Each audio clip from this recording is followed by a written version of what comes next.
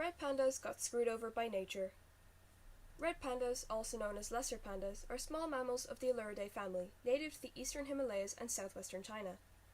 Unfortunately for these cute little creatures, nature kinda gave them the short end of the stick. Let me explain.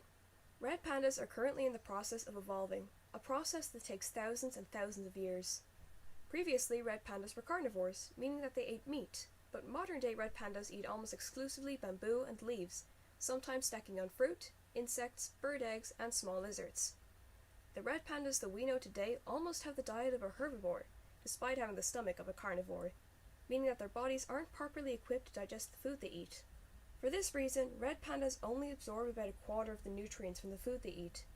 Since red pandas don't absorb a lot of nutrients, they have low body heat, and this is a problem for a lot of them because they live in the Himalayas where it's cold.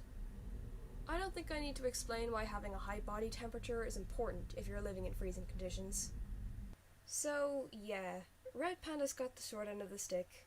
And besides all that, red pandas are endangered, with less than 10,000 left in the wild. But what can we do about it?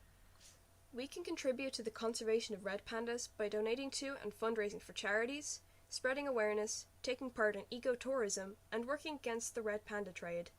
Together, we can undo the damage done by poaching and habitat loss, and save the red pandas.